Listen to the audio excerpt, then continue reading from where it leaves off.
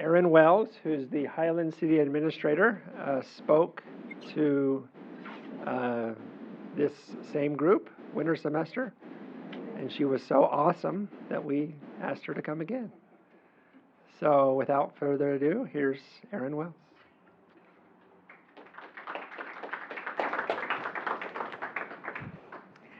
AV folks, am I good?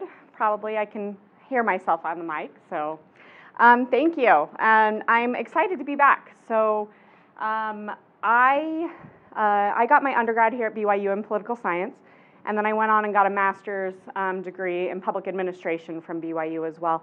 And I often get the chance to go back and talk to the MPA program, but don't often get to come to undergrad. So I'm great. I don't think that this class existed when I was a student. I'm grateful that it does now, because when I was in my undergrad years, the early part of them in poli-sci, I loved poli-sci, but I didn't know what I was going to do with it, and didn't know what a city administrator or city manager was until later on into my undergrad. So I'm grateful that I can share with some of you now about what that is, and maybe encourage you to take up local government or think about it as a future career course for yourself.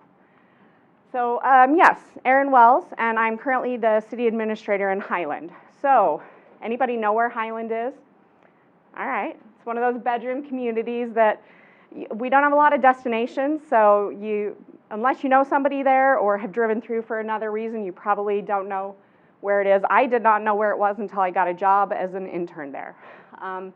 But we're a fairly new city in terms of Utah cities, and mostly a bedroom community. So we have about 20,000 residents in Highland. If you know where Lone Peak High School is, or if you've been up American Fort Canyon, you've driven through Highland and probably didn't know it. Or it's right near the Mount Timpanogos Temple. A couple interesting things about Highland. It's one of the wealthiest communities in the state of Utah. Kind of bounces back and forth between Alpine City, which is right next to us, and Park City. And it tends to be very large lots in Highland as well. So when you think about a home on a lot, we have large lots in Highland.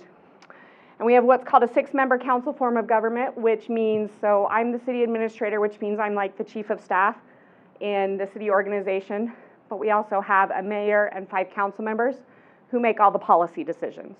So they vote on issues, and then it's my job to carry them forth, and we'll talk more about that.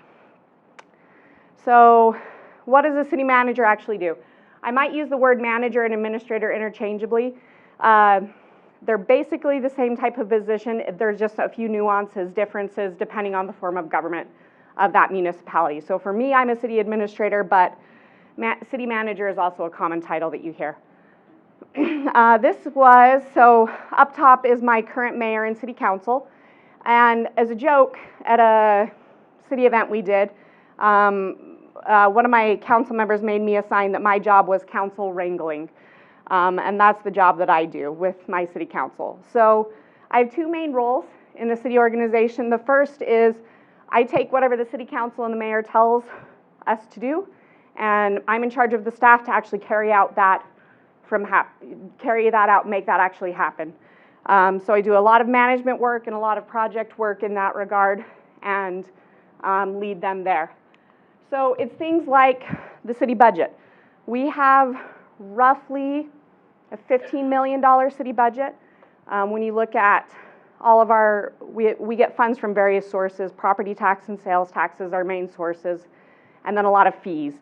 When you pay your utility bill, right? The water fee, the sewer fee, the garbage fee, everything like that. That's the main sources of our revenue. And it's council's job to decide, okay, with this revenue that we have, how do we spend it? And then another big thing that they do has to do with zoning and land use, which is a hot topic for Utah cities in relation to affordable housing crisis, whatever kind of term you've heard lately. Where should different homes be built? Where should businesses be in our city? Do we want to set certain restrictions? That kind of a thing. And then what things does the city want to offer? Every city is a little bit different. Provo, for example, has their own power department, which is fairly unique to a lot of Utah cities. We don't in Highland have one. There's, excuse me, what most people consider our quote-unquote core city services are your utilities. So your water, your sewer, your garbage, storm drain, public safety, meaning police and fire. Those are the basics that most cities provide in one way or the other. Sometimes they contract for some of those services, but they provide those. And then there's the extras, like the fun stuff that cities get to do, depending on the municipality and what they want to do. So do you want to have a city library? Do you want to have parks and trails in your community? Hold different events, have a rec center, have a cemetery. Some of those, we call them leisure services, is often the term that's used. But those are, so that's what the council ultimately gets to decide. Like when they set the vision of, we talk about the policy they want for the city, they get to decide what of these things they want to do. And then my job is to help our staff carry out their wishes on that. And then, so that's the first part of my job, is really carrying out policy direction. And then there's a lot of things that the city does on a day-to-day basis that the council just doesn't get involved with, because they're more the high-level leaders, right, looking at the big picture overall. So once they decide, yes, we want a library, then it's, you know, how big is our library, and what books do we want to have in our library, and what programs do we want to have? When we decide, yes, we want parks, well, then it's like, where do these parks go, and what facilities do we put in the parks? Or police and fire, home building, road construction, all of those kind of day-to-day practices that I ultimately oversee our city in carrying out. And so we have a lot of department heads to help in each of their kind of respective specialties. So day in the life, what do I do on an everyday basis? Not always the most time consuming, but one of the most important parts of my job is working with our mayor and city council to make sure they understand what's going on, they have a knowledge of what's going on, answering questions for them, and really building relationships with them. A mayor and city council has a lot of power in a city, for good and for bad. If they are disgruntled, if they are frustrated, whether they're fighting with each other or whether they have a distrust of staff, things are difficult for the rest of the staff. All of us who, you know, put in 40 plus hours a week for the city, compared to our city council and mayor who work a lot. I mean, they certainly do a lot for the city, but are part-time, right? It's not their full-time positions for most cities. That's true. Anyway, so a lot of what I do is really kind of give them information, get their feedback, and make sure they understand what's going on and they're comfortable with what's going on, and working with them on that. And then it really is just kind of working with each of those departments to manage the different projects they're doing, answer questions. So mayor and city council will give us a direction, I give it to the department head, they carry it out, and then we work back and forth to make sure that if they have questions or they're not sure how to proceed, that kind of a thing, that we make those decisions together. So honestly, I spend a lot of my day in meetings, and I've been in my current position for 2 years now. Prior to that, I was the assistant city administrator, which I jokingly means whatever the city manager doesn't have time for, that person does, or whatever they don't want to do gets put to that person. And in that role, you have a lot more time to do a lot of projects and work on something tangible that ends up. In my current role, it's a lot of meetings and a lot of guiding and directing. But when I do get to do some work, it's a lot with reviewing information that my department heads have been working on or coming to me, right? So cities have regular city council meetings, right, where the city council votes on things. And we have to put together an information packet to distribute to them ahead of time. So it's reviewing all of those packets before they go out to cities. It's when we need to do city code updates, so that's like the city laws. When we need to do code updates, it's reviewing that information. Working on, I mean, the city has to operate, we have to spend, well, don't have to, we spend our $15 million somewhere, right? So it's managing all of the purchasing that happens there. Working with employees, because we do, when you work with people, right, there's different nuances that come with that, right, the good and the bad. And so working with the employees over concerns or anything else that's popped up there. Anyway, a variety of things that way. And then ultimately, there's always the latest emergency that's going on in the city, whether a water line's broken or residents are mad because they are frustrated with how they've interacted with a city employee, or they think we're not being fair in some regard. It's kind of those miscellaneous things that just pop up and get to me eventually if they don't like the answers that other employees are giving them. All right. So Professor Davis asked me, okay, so what are some, like, not the pros and the cons, the good and the fun things about your job? The fun things, or the things that I really enjoy about my job are, I'll talk about this later too, but I like city management because I feel like I make a difference. I feel like what I do affects people on a day-to-day basis, right? So there's a saying, government closest to the people governs best, right? And it's most impactful to you as well. I mean, you woke up this morning, your phone alarm went off because Provo City provided you power, so your phone charged overnight, so it went off this morning.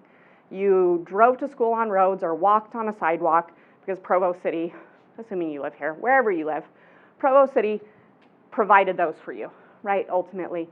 So whether you know it or not, and most of the time you don't realize it until something goes wrong, local government touches you on a day-to-day basis. And that's why I do what I do, is because I feel like I can make people's lives better by running a well-managed city overall. So I love getting the chance to see that in action. So we about a year ago, we opened a new park, an All Abilities Park, and that's one of the cool features of that park. And we hold various city events throughout the year, so fun runs and things like that, where people get a very positive interaction with the city. Because a lot of times, people have negative interactions with the city, right? You don't notice your water, your sewer, that kind of a thing until something goes wrong with it, right? Until all of a sudden you don't have water, or you have a sewer backup or something, and so those are usually negative interactions. So I love when I get the chance to have a positive interaction. And then honestly, I put a picture of the fire department up there, but I love all of our employees. Like, not everyone who works in local government has my same mindset, but a lot of people do. Like, they're very dedicated, and they're doing it out of a service mindset, right? A public servant. And so I love the chance I get to work with a lot of really great people in that regard. There are, with that, some hard parts of the job, certainly. Okay, so little angel up here, devil down here. These are people who are no longer, they're city council members who aren't on the city anymore, and they actually did this as a joke. So I can't even remember what the issue was. This was a long time ago, but they were on opposite sides of it. And they came to a meeting with devil horns and an angel halo, like as a joke of how divided they were on this one particular issue. And when a council's divided, it can get really hard for staff, because our job is to remain neutral and to carry out the policy direction of our mayor and city council.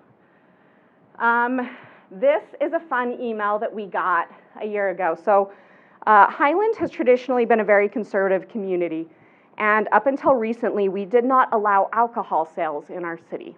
So you couldn't go to a restaurant and order wine or beer or anything like that. Gas stations don't serve beer.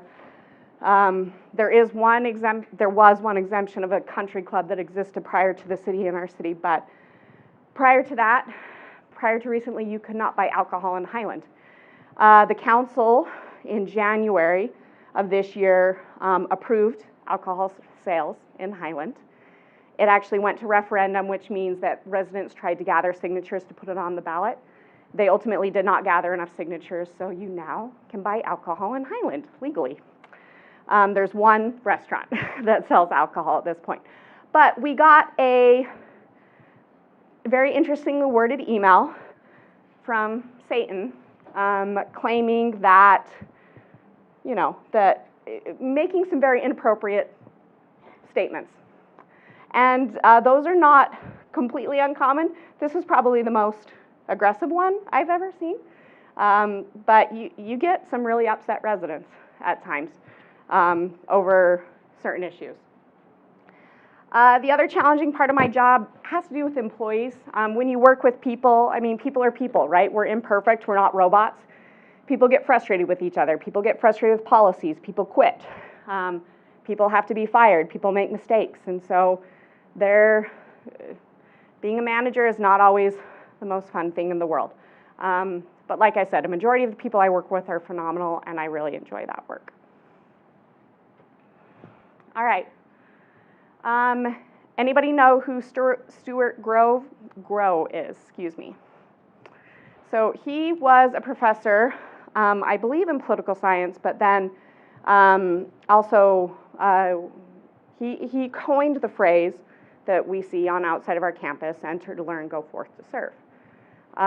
That's the motto of the public administration program. That, and again, I mentioned this earlier, but that's really why I do what I do, is because I feel like I'm serving. So this aerial image here, I grew up in the town of Tooele, Utah. It's very different now than when I grew up in it. It's grown quite a bit, as every city around the Wasatch Front area. But I truly have a love for my hometown, and had a great experience there as a kid, right? Going to the 4th of July parade and participating in youth council and those various other things, student government, things like that. And so really my goal is to make, well, I don't live in Highland. I live out in Eagle Mountain, actually. My goal is to have our residents of Highland have that same love for their hometown, right? I want them to one day want to move back, or just have this fondness in their mind for the place that they grew up. So I know that sounds idealistic, and that's fine, but I really believe that, and that's why I do what I do. So if you're interested in city management, how does one, what's the typical career path? So this is a very typical one. It doesn't always happen this way, but a master's in public administration is pretty common to be kind of that first entry point for you.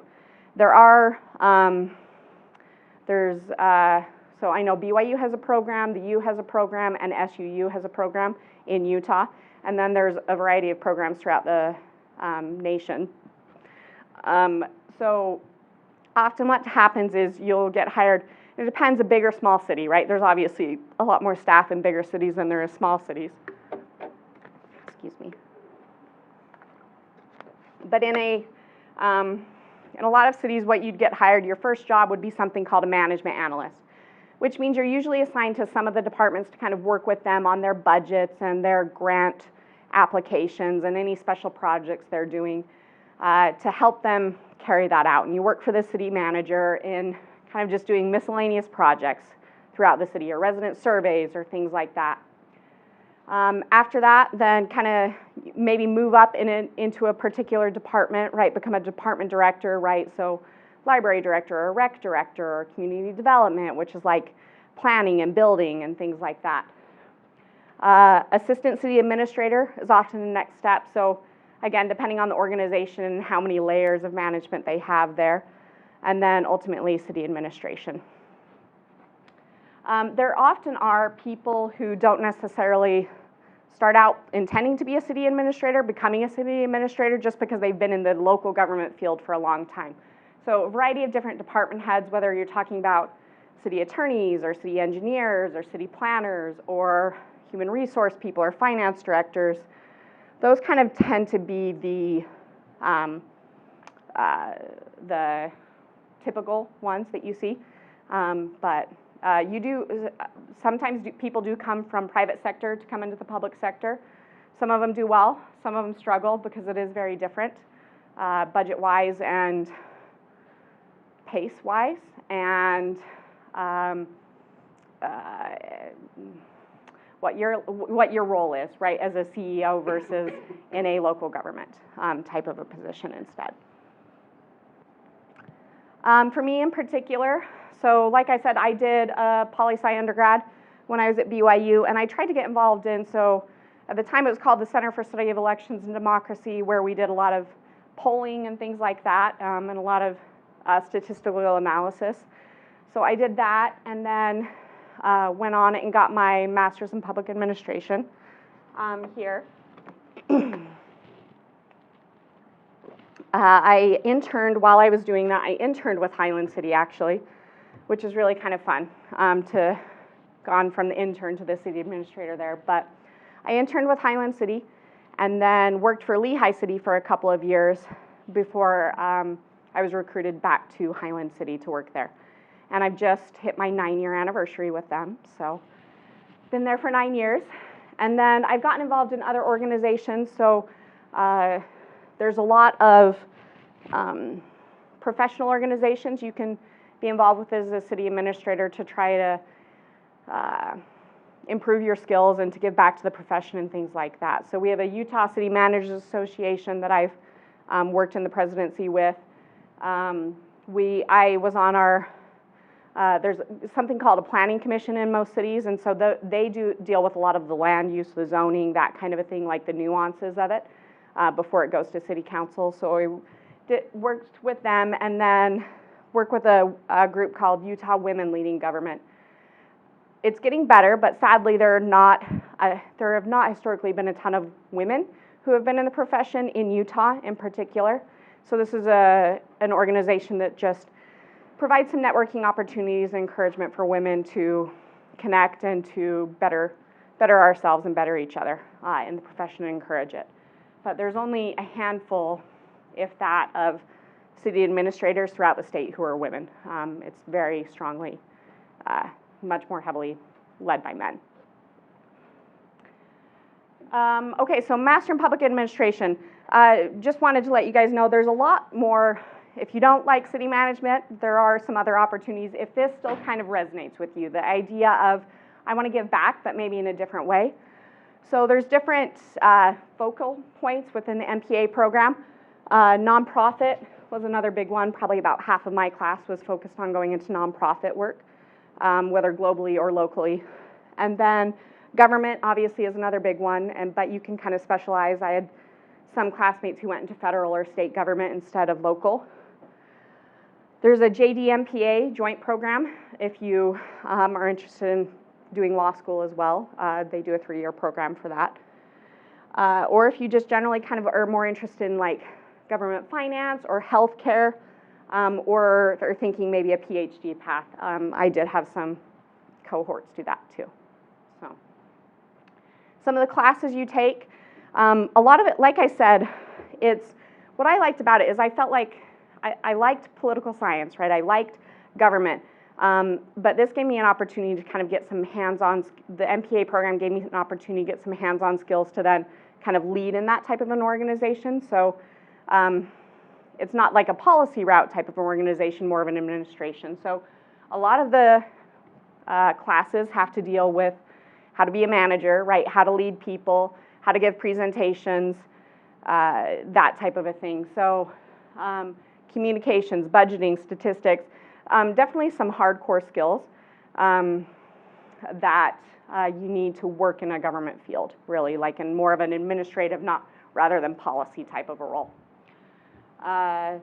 Ethics, legal issues, human resources, things like that. So those were some of the main courses I took when I was getting my MPA. All right. Okay. I think, what time? We've still got some time. Okay. One thing that Professor Davis asked me if I could squeeze in, we're going to do, well, actually, let's jump ahead and then we're going to come back to that so that we can stop the filming. Okay, so general career advice. So how things worked out for me, how I felt like I've been successful overall. A lot, I mean, I hate the term networking, or like it kind of makes me, I don't know, I don't feel like I want to do it, right? But a lot of it, I mean, it's very true that networking helps. And what I mean by that is you get your first job somewhere, right, doing something, and you do a good job on that job, right? Like you pour your heart and soul into it, you know, do your best and that kind of a thing. And then guess what? Especially, well, I see it in Utah, local government field is small and people talk to each other. So you do well in that job and somebody introduces you to the next person who can give you the next job, right? And then the cycle continues, right? Whether it's an internship to your first job or internship to internship or things like that. Once you land that first one, it's really about doing well in it and asking for help from your mentor or your supervisor or whoever, and pointing you to maybe what could be a next step for you, basically.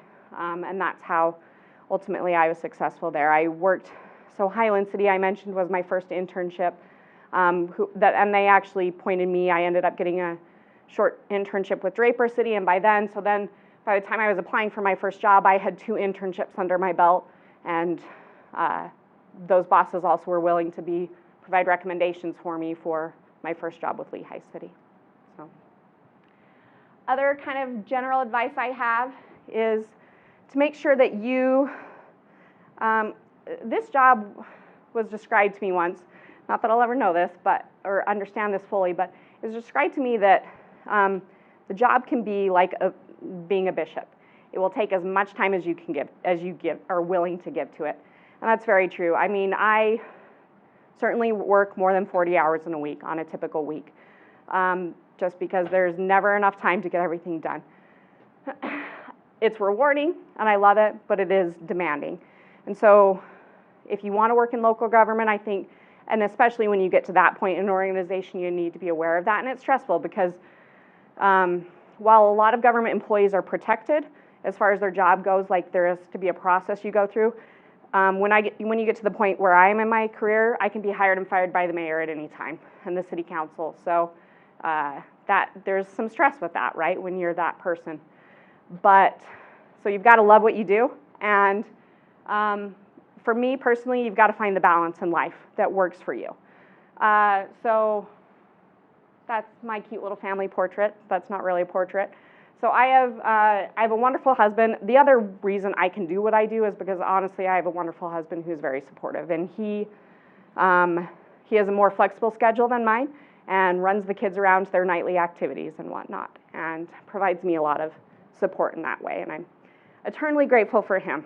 So we have they were younger when this was drawn. We have a 7 and 11-year-old boy, and we had a daughter who passed away 3 years ago. And then I am about to have another daughter in the next 2 weeks or so, depending on when she comes. So that's my family and kind of the balance that I try to keep with them. I love to garden. We have a little mini hobby farm out in Eagle Mountain, and that's kind of my solace and my, so that's one of my recent harvest things. I love to go on hikes. I love to be outside and do that. And the gospel is an important part of my life. So trying to find a balance of all of those, whatever that individual balance is for you, is how I get through the stresses of my job, right? And the stresses of life, I should say as well. So I think with that, we will jump back. I have a little practice exercise. Should I do that now, or do questions now, or what would be best? I know that I'm being filmed as well, so. Did you want to end the film? Probably for this, just because they're going to do a little practice thing for a little bit, so okay. Rather than them watching me. Or should we do questions first, Ben? Questions? Let's do that. Okay. Okay, so This is going to continue to be filmed, so we want the... Oh, a mic. Okay. Yeah, so wait for the mic to arrive. mute the mic. I just wondered if Highland's position on zoning has changed since there has been more concerns over affordable housing. Do you think that, or are they planning on rezoning? Yeah. Some areas, yes. So we have an area near our high school that they actually did a rezoning to where it's like 600 units in a relatively small space, right? So it's more akin to like a daybreak type of a community almost. So in certain areas, yes. In other areas, to be seen. We're largely built out, meaning that most of our land is already developed in Highland. There's one last really big, well, I should say 2 last really big parcels, because one will probably annex in. And that remains to be seen, because quote unquote large or small lots, I should say, in Highland are half-acre lots, right? So it's still pretty big relatively. And our council, to this point, hasn't been amenable in going very much smaller in most areas, except for senior communities.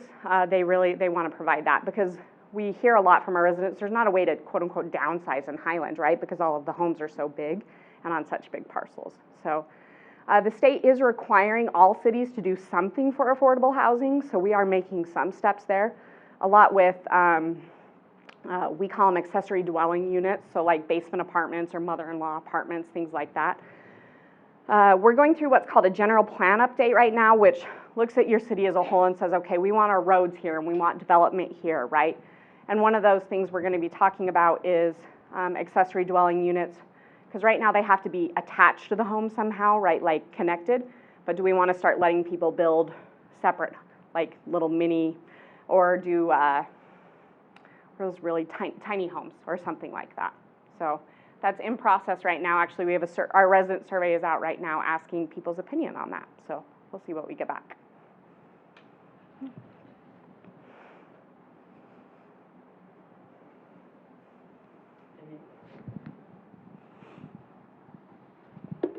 Do you have like a favorite project that you feel like brings pride to your heart that you've worked on? Not pride in a bad way, but yes. something you're proud of. Oh. Honestly, I say that park that we just built is I'm super proud of, because we bought the ground, Highland City bought the ground back in 2007, 2008. So it's been a project almost 20 years in the works, right, trying to get it. And the reason we were finally able to build, honestly, was because, kind of because of COVID, because local governments got a lot of influx of money during that time period from the federal government. And that development I was talking about, we call it Ridgeview, brought in a lot of what we call impact fees. So every time you build a home, you have to pay an impact fee for water and parks and sewer and all those things that we're going to have to build for your home. And between those two things, we were finally, and I should say, getting the council on board as to what that park's going to be, right? Because it's massive. It's 17 acres, and that's a big piece of property to decide what are you going to do with it. So we've gone through, I don't know, 20 different designs. But so the largest components of the park, like I said, there's an all abilities playground where so the surface is like that smooth surface that wheelchairs can go on, and we put in a lot of elements that are accessible to kids in wheelchairs. And so I love that aspect of it. We've got some pickleball courts and a basketball court, foosball court, and or futsal court, excuse me, futsal court, and soccer and baseball fields. So some traditional park elements along with some other cool things. But it's interesting. I mean, you think that a park is going to bring joy to everybody, but you know, the neighbors around the park don't always love it. So there's pros and cons with that. But I really am proud that after almost 20 years, we finally got that done. Or will be fully done hopefully in November with phase 2. So, yeah.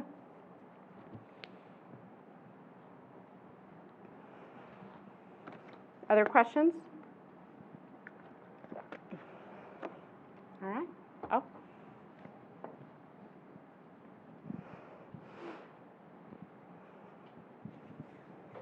How do you work with like city planners or urban planners in your job? Yeah, absolutely.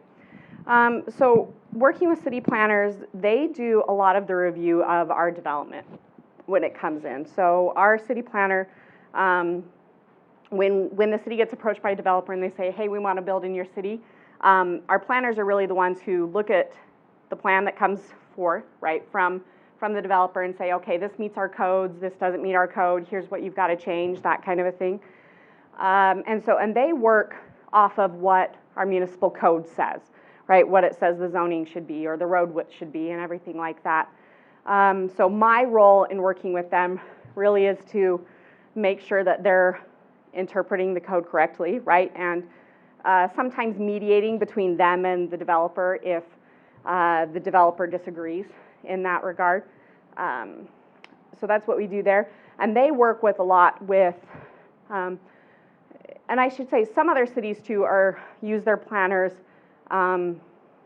We have one, I mean, the size of Highland, we only need one city planner, but some cities use their planners right, to do economic development and reach out to businesses and things like that. We don't personally in Highland just because of the size of our organization, but that's some other ways that city planners work with me. So. Okay. No other questions, I think, then. They're ready to exercise. All right, let's do a little fun game. Okay. All right, so we're going to play a little game. One of the things that's important to my job and to understand like the roles of what my job is versus what the mayor and council's job is. My job is not to set policy direction. My job is to carry out the policy direction, and I still get to have a role in that.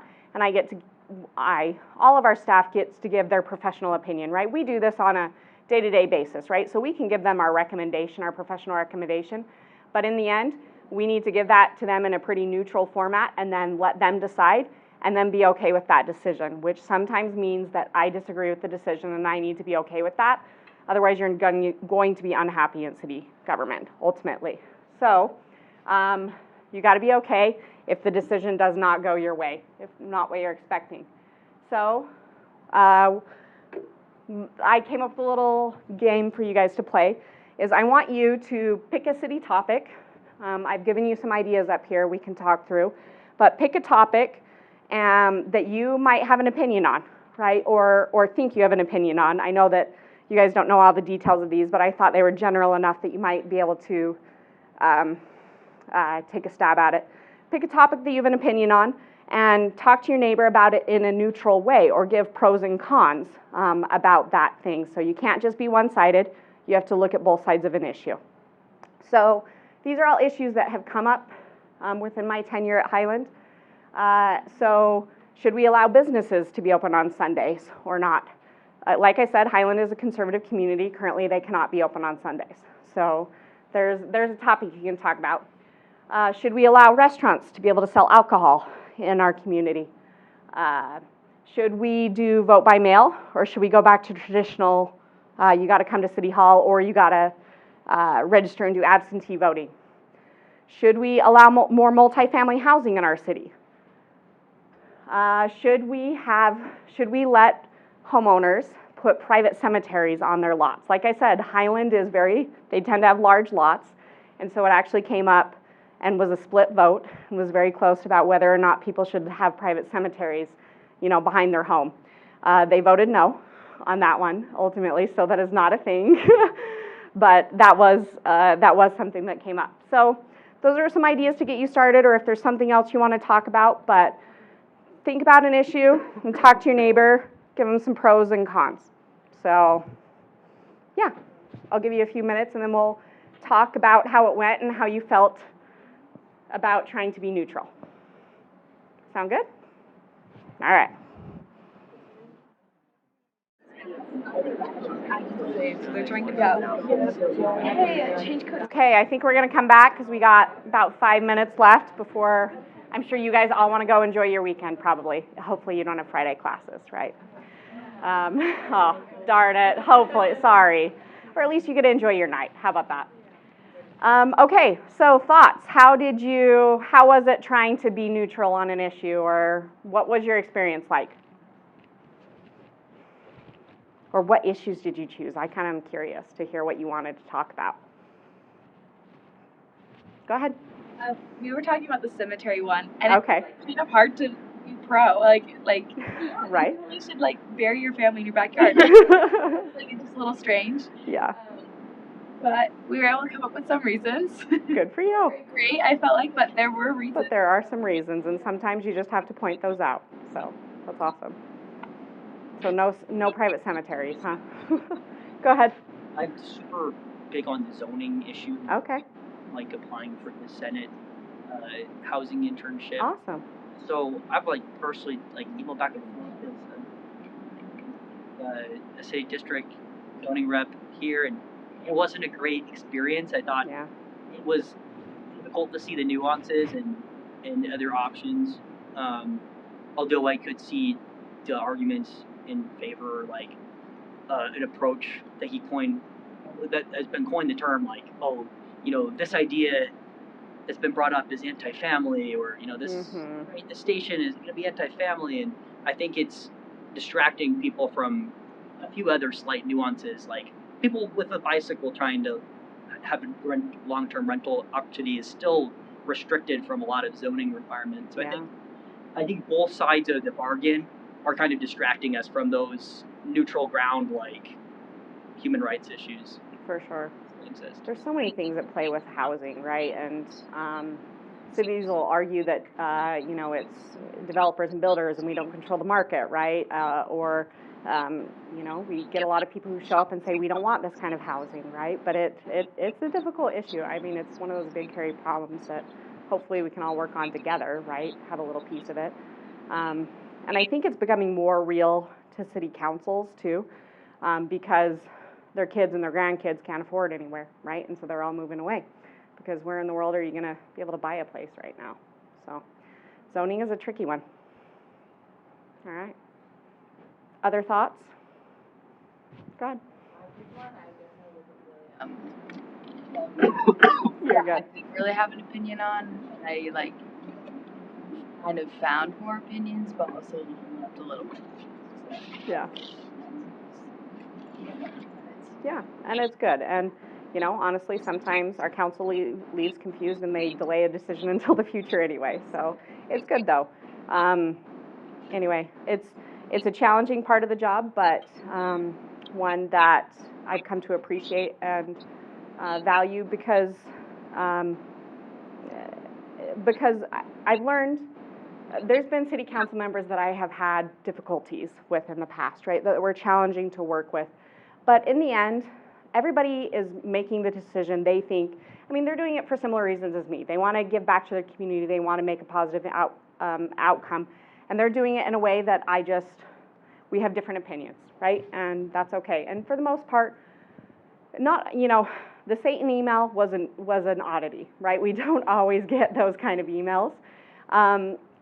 We get people who are mad at us, but local government is a lot more civil than I see in the federal level. How about that? And that's another reason that I love it. So anyway, appreciate hanging out with you guys tonight, and would love to talk to any of you more if you would like to, but think about city management as a career. So thanks.